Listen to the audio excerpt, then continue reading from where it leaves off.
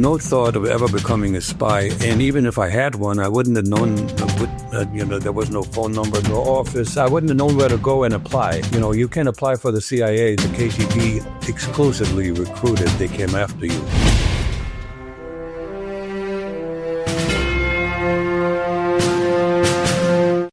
To Mindset Lessons from the Field. I'm Gina Cazazzo, the author of the upcoming memoir, Training with a SEAL. Today's guest was once a deep cover KGB spy sent to infiltrate America.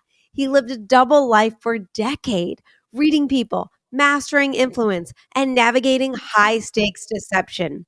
When ordered back to Moscow, he chose a different path. Now he mentors top executives how to lead with integrity, outthink the competition, and stay 3 steps ahead. Ladies and gentlemen, I'm so excited for this one. Jack Barsky. Jack, thank you so much for being on the show. Well, thank you for giving me an opportunity of yet another interesting phase of my life. Okay, so. Oh my God, it's so interesting. I'm fascinated. Let's start there because let's start with, so our listeners know, what exactly is a KGB spy and how does one become one?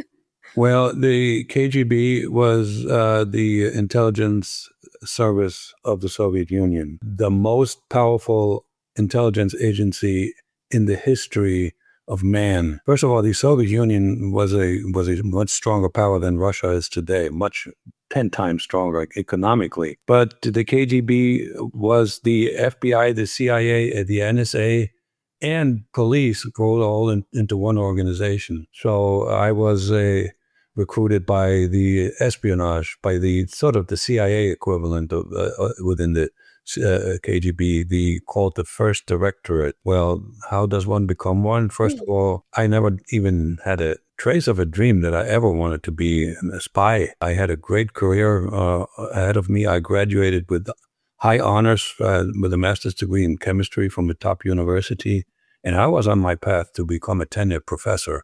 So join the elite. I need to mention I didn't grow up in the Soviet Union. I was born and raised in Germany, East Germany. So no thought of ever becoming a spy. And even if I had one, I wouldn't have known.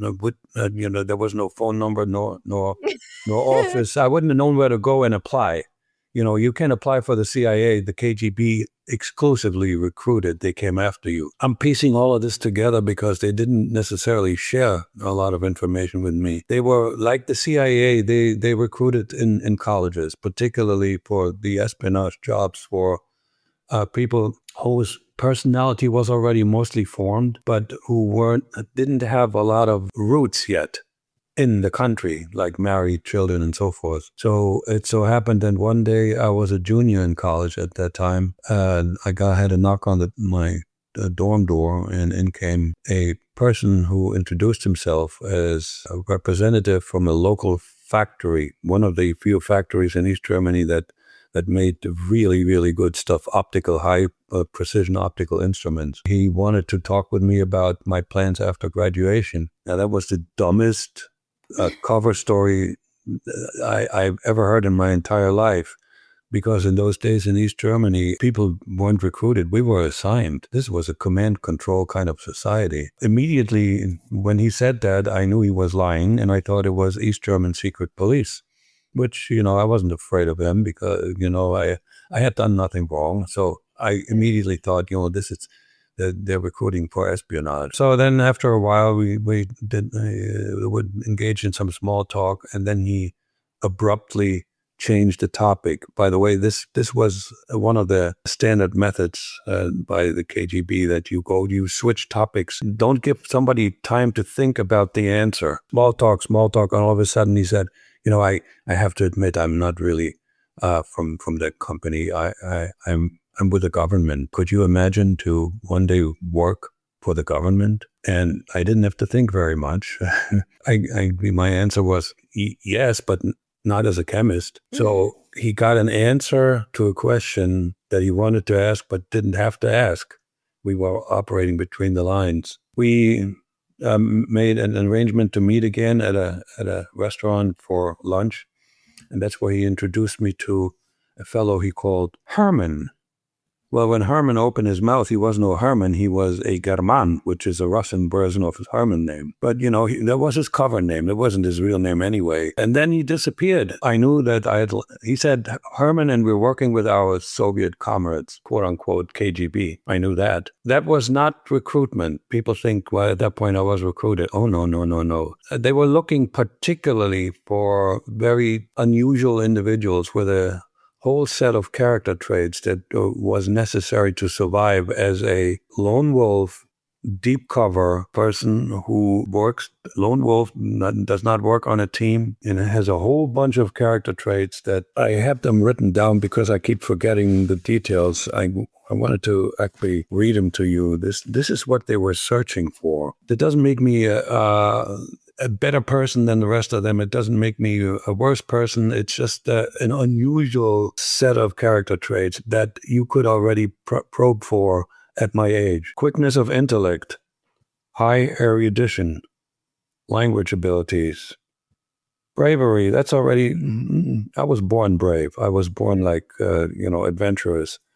Focus, quick response to fluid situations, parentheses, being able to come up with a lie to get out of a tough situation. It wasn't stated like that. I got this list from interviews that were given by a couple of heads of directorate, illegals directorate. When the KGB disappeared from view, they gave interviews to the press.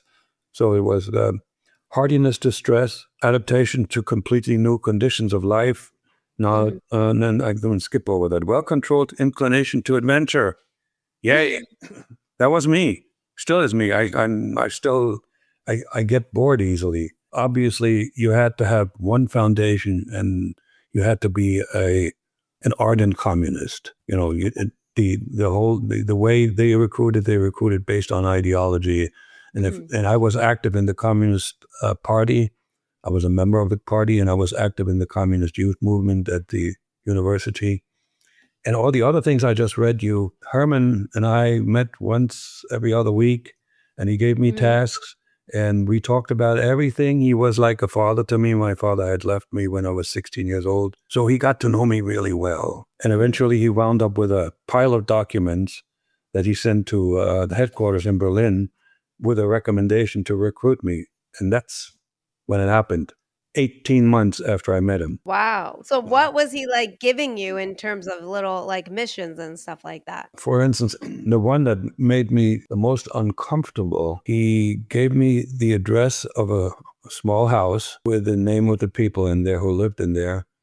And he told me to find out about a cousin who lived in West Germany. And he didn't give me any other instructions, just find out. Well, how do you do that?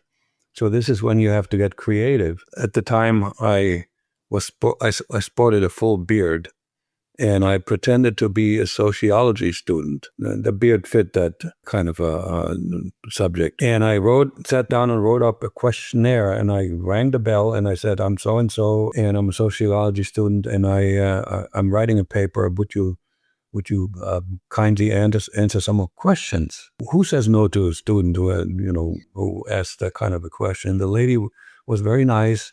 So, and I had arranged the questions in such a way that I would get closer and closer to the topic of the divided Germany. The fact that I regretted that I didn't have any relatives in the West, because the people who did, they got these parcels with goodies on a regular basis, and I never got bananas. So eventually, I just asked a question straight out. Do you have somebody in the West? This is really great, isn't it?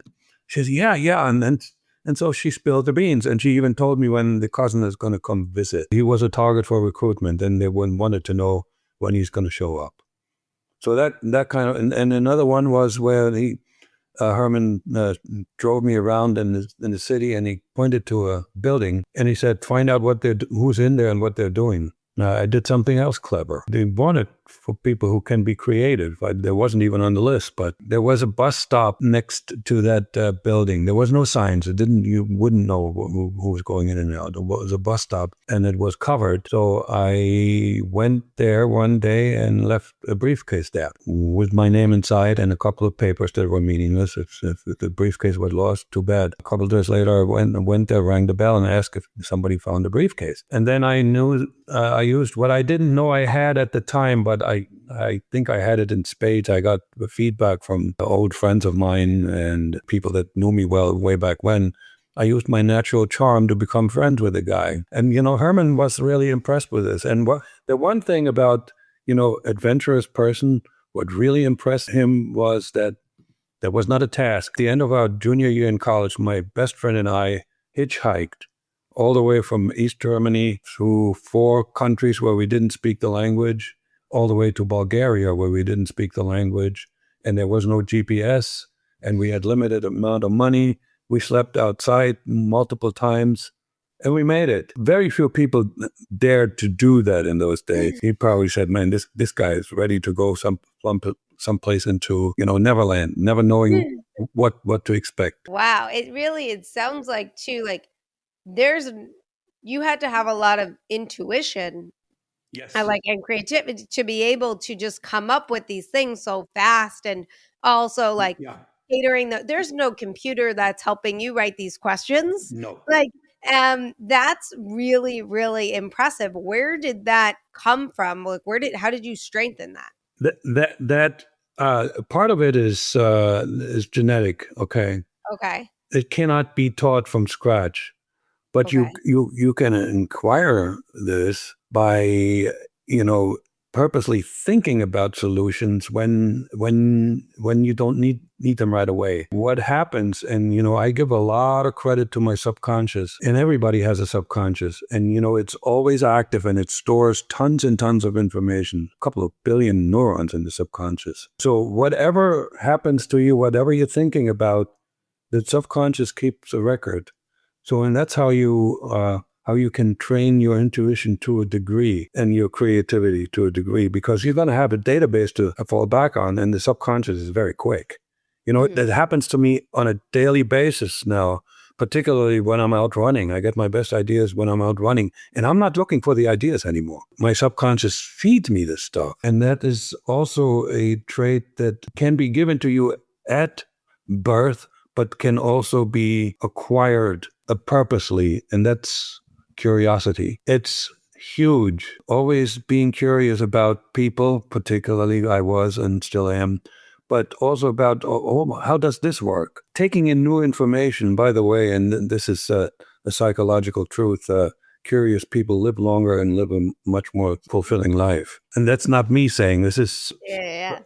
This is me reading up on psychology and confirming some of the ideas that I have as an amateur psychologist. That's really fascinating. Was there any physical conditioning, or was it all mainly mental in terms of training? So this is one of the answers that may disappoint your listeners. There was no James Bond type training. I spent 2 years in Moscow where they tried to teach me, where they actually taught me how to drive a vehicle, preparation of surveillance detection by car. And we gave up on that because, I couldn't handle the traffic in Moscow, and then trying to find out if somebody's following me. The only training I got in something physical was self-defense, and not to fight with the FBI. During my spy years, I very often wound up in places where I could have been physically in danger, like parks, for instance. Self-defense training was for not becoming victimized by a robber, or not losing important things I had on me at the time. You go to a park to exchange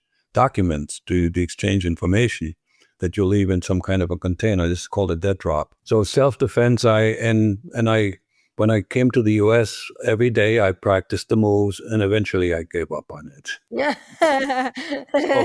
So no fast driving. I'm right-handed. Never touched a gun. No weapons training either.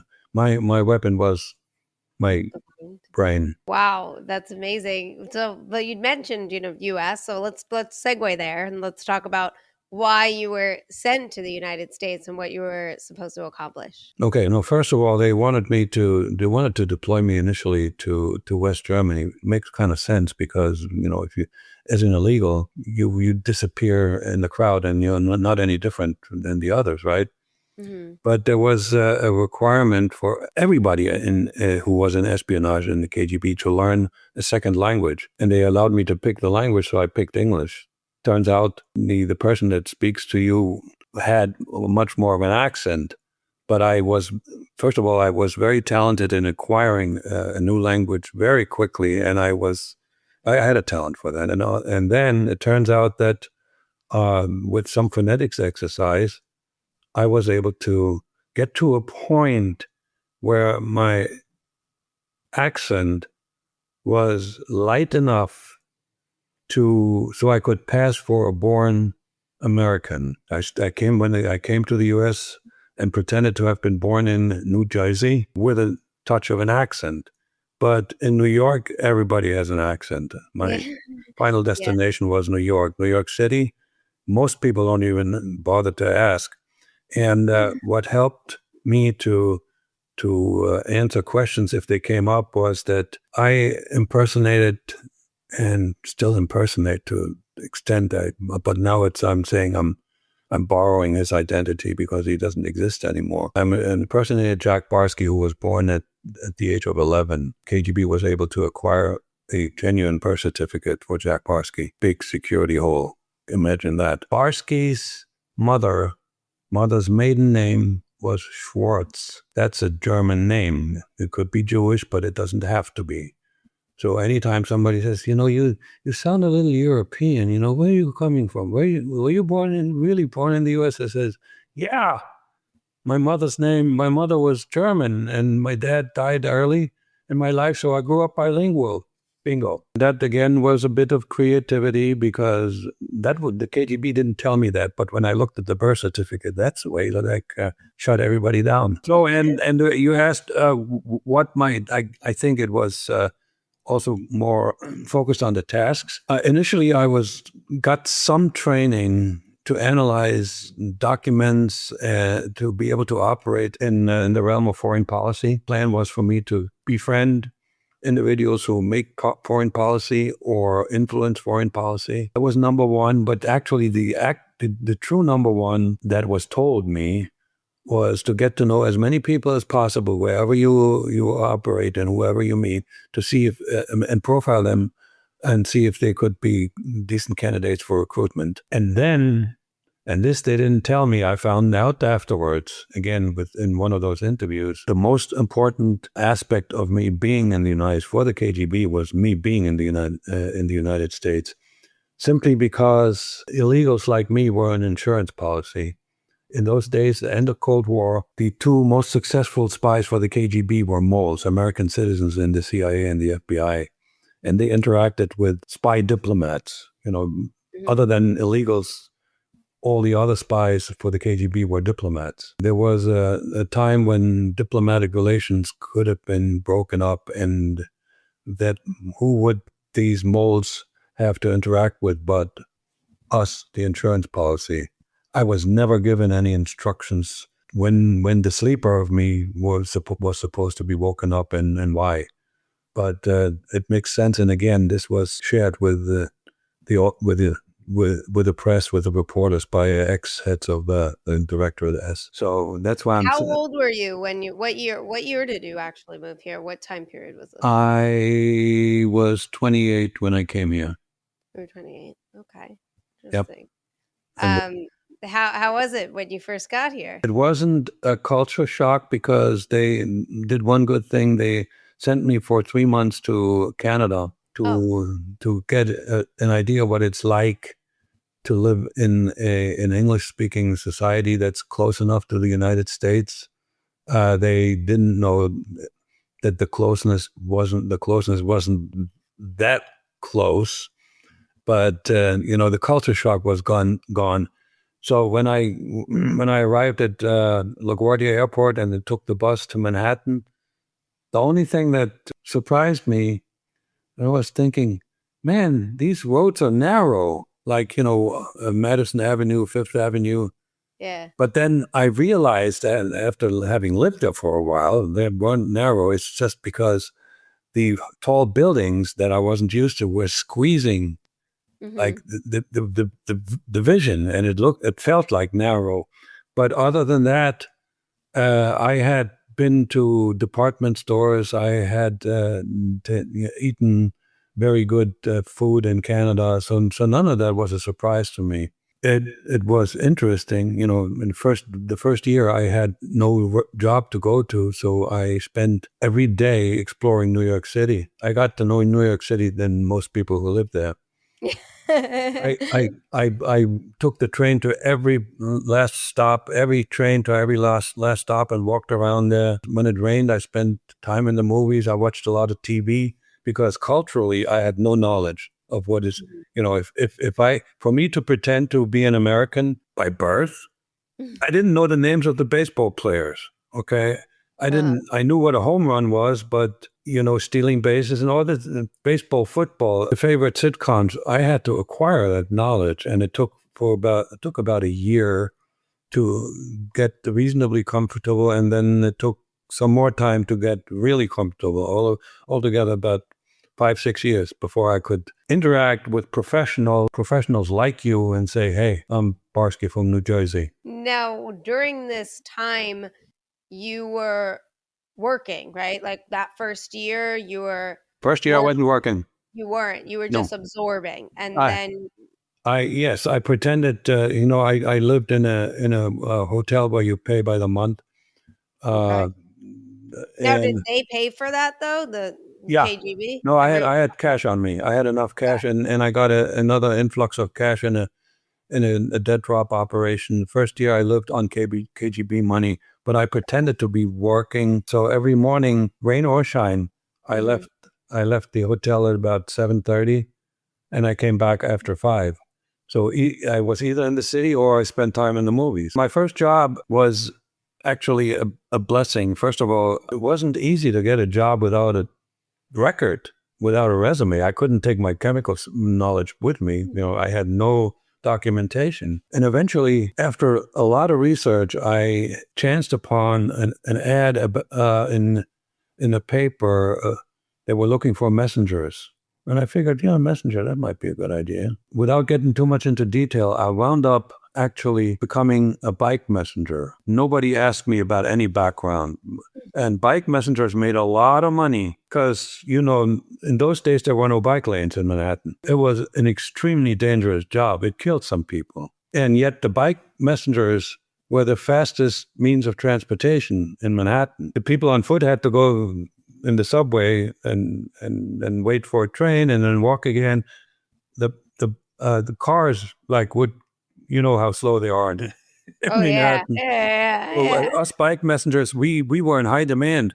So immediately after 1 year when I got that job, I made enough money to take care of myself, rent an apartment, and normalize my existence. And what helped me there, I learned a lot about, American culture. When I was waiting for packages, we had a room where people were just waiting, and I just listened to the other guys, what they were talking about and what was important to them. So I absorbed a lot of culture without putting myself at risk, because nobody ever, they didn't care about, they didn't ask anybody about anything.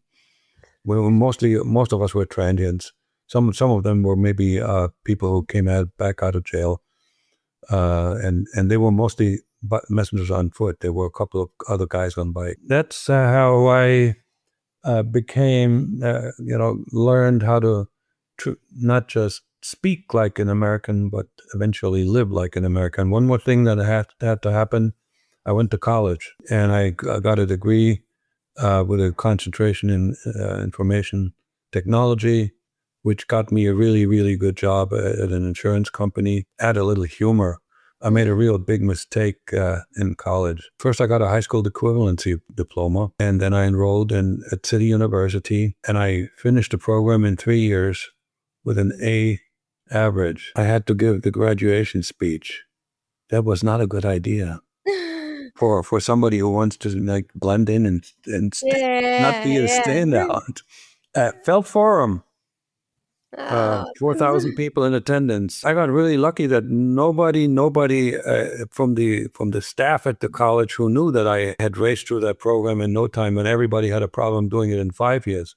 And nobody ever asked me, well, so how did you get here? Where did you come from? Because my backstory really wouldn't have worked very well, because according to my backstory, I spent most of my time upstate New York working on a farm. so there was significant danger involved in being a valedictorian. yeah, I would say. And how was it though, living a double life? Like, how do you not let like fear and doubt control you? And did you ever have some fears and doubts while you were here? No. No. That is, now again, that was given to me at birth, and the fearlessness, the sense of adventure. One of the things that took some of the fear out of me was that, there was clearly a good chance that I would wind up in jail. But, I knew that because I grew up in the country, and I had to spend a lot of time growing up by myself. I didn't have playmates, so, I didn't have friends nearby, so I had to either do reading or I played board games by myself, whatever. We didn't have TV in those days. So I knew that I would be okay in jail as long as I have something to read or write. And I also knew that the KGB would get me out. So because they had shown this to me and any other recruits by doing this. They were in the habit of doing this. And the other thing is, and I told you about being adventurous and being curious. Some of that fearlessness was acquired because curiosity and adventure, if you step into the unknown, everybody has this threshold, saying, should I do this? I mean, it's all these bad things that could happen. Well, if you make that very first step into your first unknown, and it works. Next time you encounter another unknown, you have a little more confidence. Mm-hmm. This can be acquired. It's just, the first time, people are wired to be fearful. That's our ancestry. If they hadn't been afraid of the tigers, then we wouldn't exist today. Yeah. And so there's nothing wrong with being fearful.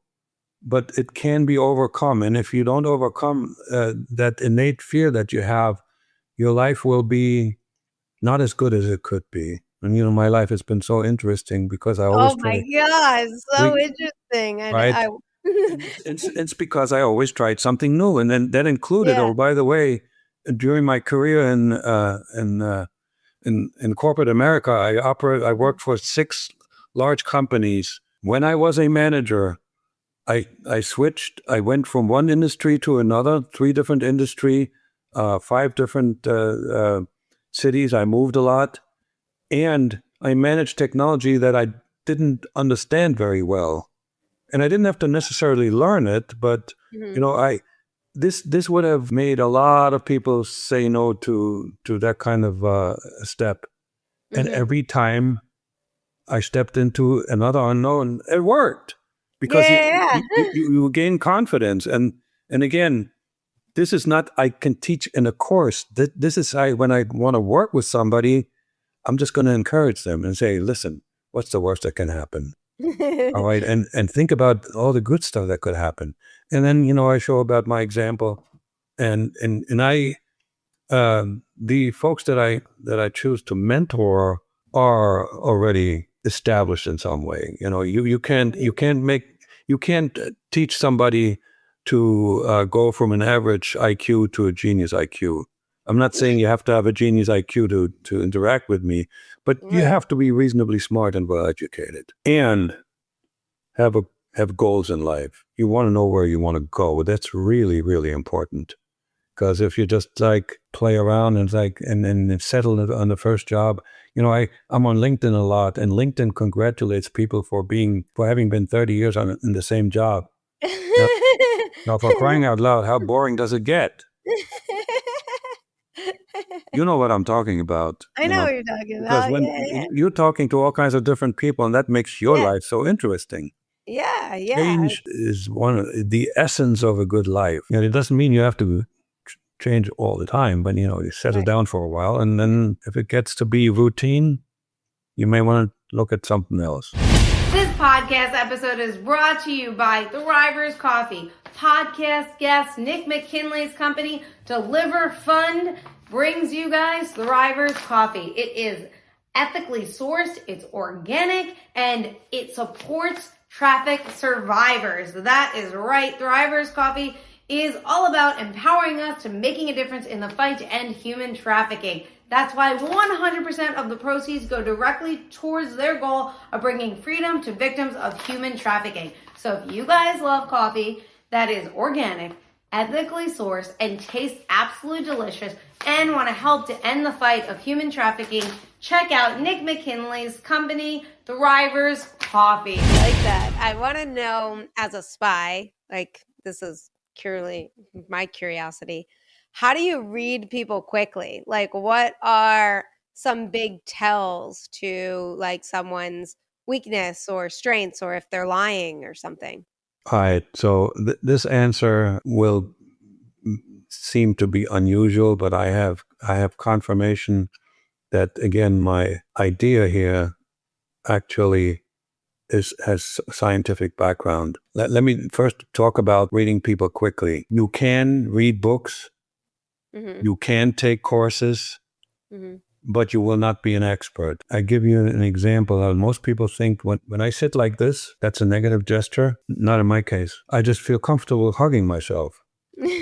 Okay. And if people, they're the obvious ones when people roll up their eyes, they're like, okay. And then there are the more subtle tells, like, where it's body language and facial expressions. I don't teach that. I could, but I would have to go to the book. Okay. And here's the thing. I have a really good friend who is an expert in body language. He was the head of the behavioral division in the FBI, and he will tell you to be really good at this. Yeah. You can't just read a book. To really be good at this, you can't just take a course. It takes a lot of training in a controlled environment. There's two reasons. One of them already I told you. Body language is not universal. I'll give you one odd example. In Bulgaria, when they do this, that means no. Oh. And when they do this, that means yes. And when they do this, means come here. I'm not exaggerating. It's true. So, and the other thing is, your body has a number of ways to send out signals. With the eyes, with the face, muscles, body language, and then you also talk. So to put this all together and make this into a perfect read, it's nearly impossible. But here's the thing that makes me really, really good at reading people rather quickly. And I call this subconscious pattern recognition. Again, it's attached to curiosity. And I'm talking about people now. As a child, I was always interested in people. When my parents and I went to a restaurant, I was reprimanded multiple times. Why are you staring? Stop staring at these people. And I was trying to figure out, what's the next move? Who's going to get up first? And are they getting along?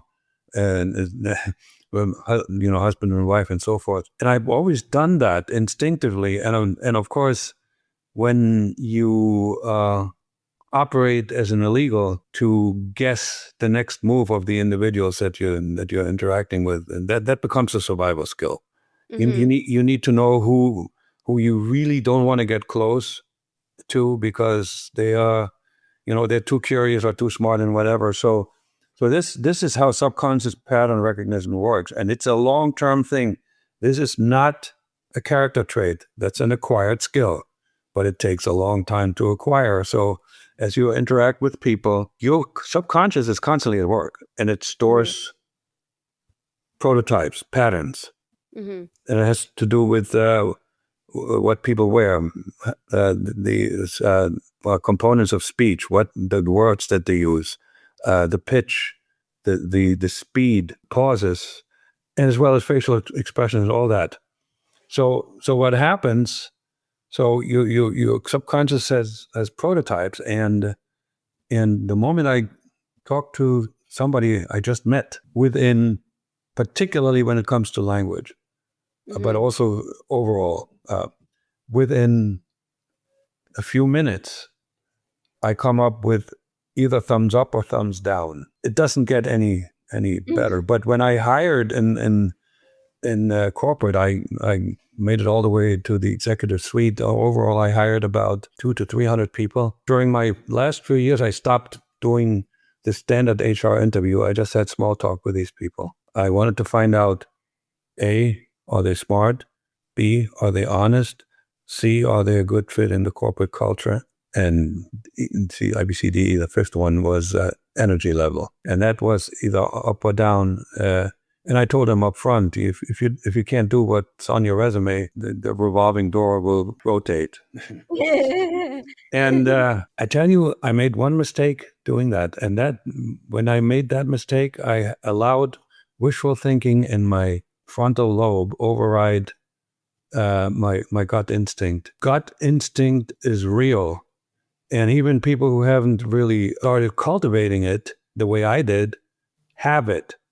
And you can trust your gut instinct, but you got to validate it. I fail occasionally. There are some people who can fool you. And a couple of times I really made a bad mistake and trusted people that weren't trustworthy because I didn't validate. And I didn't have a contract with them. There are no real quick answers. There are no quick solutions. You have to want this. It helps me phenomenally well. Because nowadays I meet so many different people, and you can't be friends with everybody. There's not enough time. And there's not enough time. Right.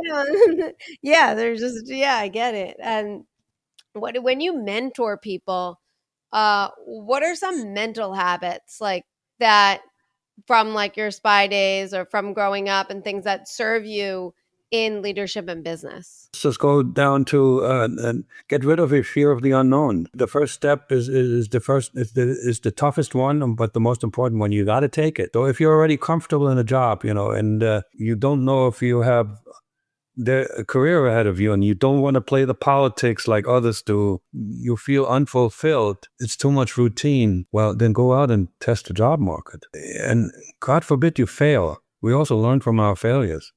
This is another thing. Failure, embrace failure. And you know how many times I failed since I became an entrepreneur? Like most recently. But you learn from failure. Now, obviously, you don't want to have a string of failures.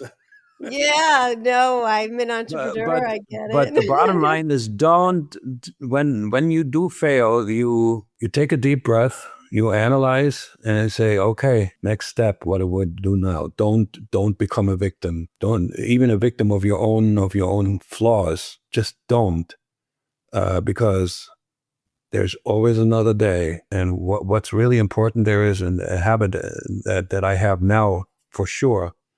Start the day with positive thoughts. Do not allow negativity pop into your head. Start the day, and I start the day with in meditation. I meditate about all the good things that I have that others don't have, and all the good things I'm still going to be doing even at my age. I'm looking forward to the next decade of my life, and maybe a few more years. Who knows? Positive thinking, that it's a mindset. That's key, and this doesn't develop overnight. So when I mentor people, and I actually recently started mentoring, believe it or not, a young lady who is not in corporate, but she's a very bright young lady, and she has a lot of negativity about her because of a very bad childhood. I'm trying to lead her in our interaction into the realm of goodness. positivity. What can all the things that she can do with the talents that she has and with the knowledge that she already has. And I can do this with everybody, and because I have that attitude now, okay? And I exude that optimism, and I think it's contagious to some degree. But again, the one thing I will not offer, because I would be lying, is like a quick fix. There are some quick fixes. I know. I tell you, the one that I had to take myself is when I reported to an evil boss who micromanaged me and gave me commands, instructions that were off the wall, dangerous to the company that we work for. I couldn't control my blood pressure. At that point, I had to. That was a quick fix. Leave. And this is one of my favorite sayings. It rhymes. You got to know when it's time to go. And I'm not going to tell somebody who's really comfortable in their job to switch companies. It's very important. Two things. If the work that you do is fulfilling, it coincides with what you like doing and the talents that you have, and you have a really good relationship with your boss and your boss's boss. I mean, that's a situation that most people don't find themselves in. And then in that case, there's no reason to leave, and if there's still growth, you can project the future. Really don't have a lot of use for the human resource department, but I'm not going to go there. Let's talk about the when you were ordered back to Moscow and what exactly that meant and what was going through your mind in that instant. That was one of the most stressful periods in my life. Maybe I would say it was 3-4 months of stress. I found myself in a situation where I had married a young lady originally from Guyana. When I first dated her, she was safe, okay? She was not born American. She couldn't have figured out that I wasn't 100% yet. She asked me nicely if I could marry her because she needs a green card. She was in the country illegally. I analyzed the situation. I had the documentation required, and I did some research, asked some people who sponsored females, and they told me about the process, and I said, okay, we can do it. But, once you got your green card, we're going to get a divorce. I'm not the marrying type. Well, she actually did something that is partially originally responsible for me being able to talk to you today, because she decided she wanted to hold on to me. I was a catch. So she got pregnant on purpose. I didn't know that, but a lot of women in her situation did that, and it worked really well. Well, it worked in my case. We moved in together, and before that, she lived in separate places because I couldn't afford to pay for their apartment and mine. So when I watched this little girl grow up, her name is Chelsea, watching this girl grow up, I was not aware what happened to me. I was assaulted by a huge wave of unconditional love. This is the kind of love that you can't fight, and you can't rationalize it. And unconditional means you don't get anything back. The only thing that she could get me back is little baby talk and pretty eyes and just a good look. Mom would not have been able to take care of this girl. They would have wound up in a bad part of New York. And I had found no way. I knew that I had to go back to Germany because they told me 10 to 12 years and then you come back. There was a good reason for that, because the longer you stay, the more of a risk for defection you are. And I had not found any way to support these two from a distance. So when I got the signal, there was a signal on my way to work. It was a red dot the size of my fist. I saw that signal. It says, emergency, you got to come home right away. This struck me like a blow from a professional boxer in the head. What now? Because I had not found any solution to my dilemma. Well, I postponed the decision. I went to work, and I sat there all day and stared at my computer monitor and did nothing. And I analyzed back and forth, and there was no good solution one way or the other. I was in a dilemma. I was able to play for some more time because we communicated only with signals and through Morse code and letters. And in that week, I got one radiogram in Morse code, and they told me, "You got to come home. It's you are in danger of being arrested right away." And then they asked me to confirm that I got the radio signal, and I didn't. So the radio could have been broken. I could be in a hospital. So I still had some more time until they did something that was normally forbidden. They sent a guy. They knew which way I took to work. They sent a guy to see if I'm still there, and he found me on the subway. I was waiting for a train to Manhattan. He knew what what I looked like. He came up to me and he whispered, "You got to come home, or else you're dead." Now it was decision time. They knew that I knew that they knew. They commanded me to go to one of those dead drop operations, pick up an oil can that contained money to go to Canada with, and a false passport.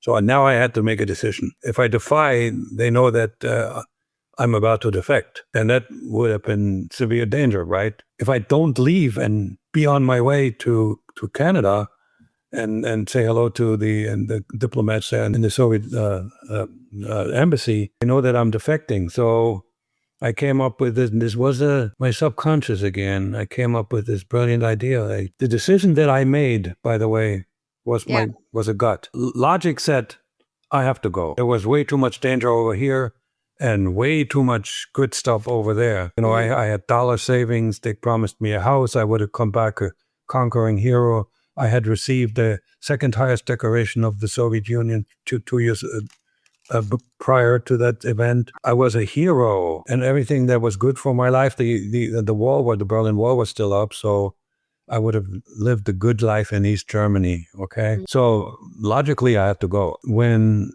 these debt drop operation failed, when I was trying to pick up that oil can with the money, at that point I still hadn't made a decision, but I couldn't find an oil can. It was a failure. So as I walk out of the park, my subconscious tells me 3 words: I am staying. That was the dumbest decision based on logic I could have ever made. And it worked. Just talking about stress, for 3 months, I was concerned that one day the FBI will show up. You didn't move. You kept the same job. You kept the same place. You didn't go and try and hide or anything like that? Not hide, but this is a good question.